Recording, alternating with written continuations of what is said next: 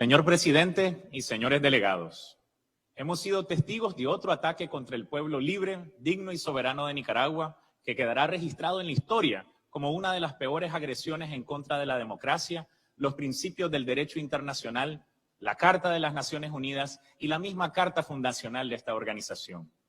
En su afán de querer dar lecciones a Nicaragua sobre cómo conducir sus asuntos internos y sobre cómo construir una democracia genuina y participativa, estos gobiernos no se dan cuenta o pretenden ocultar el sufrimiento de sus propias sociedades. Hemos expresado nuestra opinión sobre las violaciones a derechos humanos en Canadá y sus obvios efectos sobre la democracia, mientras permanezcan impunes los crímenes de lesa humanidad en contra de los pueblos originarios. No habrá democracia en ese país. Es notorio el ánimo con que algunos gobiernos representados en este foro corren a aprobar las resoluciones condenatorias contra Nicaragua, ocultando las realidades en sus propios países.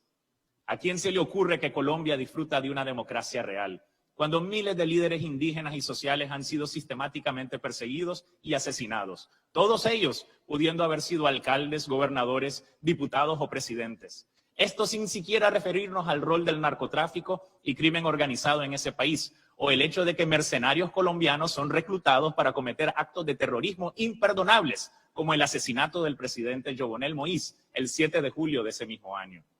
¿A quién se le ocurre afirmar que Brasil es una verdadera democracia, cuando el racismo y la discriminación estructural en ese país mantiene a su población afrodescendiente excluida de casi todos los procesos de toma de decisiones y en permanente pauperización? Los abusos y la negligencia de su gobierno también son notorios, evidentemente habiendo cometido crímenes de lesa humanidad en contra de su propio pueblo por su negacionismo del COVID-19 y que ha resultado en la muerte de más de 600,000 hermanas y hermanos brasileños. Lo dijimos ayer y lo repetiremos hoy nuevamente. La corrupción desgasta la administración pública y socava el buen funcionamiento de la democracia. Contamina además la independencia del Poder Judicial. El caso Cochinilla revela que la corrupción ha echado raíces en el gobierno de Costa Rica, y los Panama Papers también señala que aparentemente algunos gobernantes y altos funcionarios de gobiernos de Ecuador, Chile, Uruguay y Panamá también han recurrido a prácticas económicas y financieras ilícitas. Señor presidente, siendo Guatemala anfitrión de esta 51 Asamblea General de la OEA, esperábamos contar con el respeto de su gobierno. Sin embargo, desafortunadamente, eso no ha sido el caso. Recomendamos a la delegación de Guatemala, por consideración a su propio pueblo y al pueblo de Nicaragua, desvincularse de esta campaña maliciosa. Lo mismo debemos recordar a la República Dominicana, que contradice su propia historia y que de manera prepotente habla de la crisis en Haití sin aceptar su cuota de responsabilidad, implementando políticas discriminatorias y xenofóbicas contra el hermano pueblo de Haití. Exigimos respeto a República Dominicana no solo para el pueblo nicaragüense, sino para el hermano pueblo de Haití.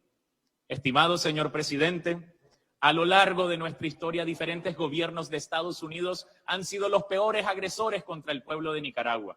Los gobiernos de ese país, no su pueblo, que siempre ha sido solidario. En las manos de diferentes gobernantes estadounidenses está la sangre de cientos de miles de nicaragüenses que defendieron valientemente la soberanía nacional.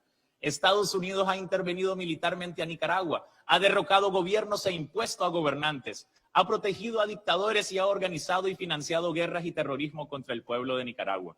Las pruebas más recientes de ello han sido el fallo de la Corte Internacional de la Haya en 1986, el fallido golpe de Estado del 2018, la práctica perversa de imponer medidas unilaterales, ilegales, crueles y criminales que vulneran nuestro derecho al desarrollo.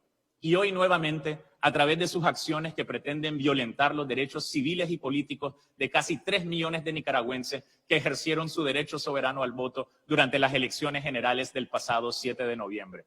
Critican la democracia en Nicaragua cuando su propio sistema político se cae a pedazos, cuando sistemáticamente excluyen a afroamericanos, latinos y pueblos originarios de ejercer su derecho al voto, donde no se garantiza la cadena de custodia del voto, ni existe una autoridad estatal federal independiente, y por ello, señor presidente, casi la mitad del electorado desconoce los resultados de las elecciones presidenciales del año 2020. Todo esto sin siquiera hablar de su historia de brutalidad policial y racismo que tortura, asesina o encarcela a miles, sino decenas de miles de afroamericanos anualmente. Señoras y señores, Puedo decir con seguridad absoluta que Nicaragua avanza sobre las sendas de la dignidad, la paz y la soberanía nacional.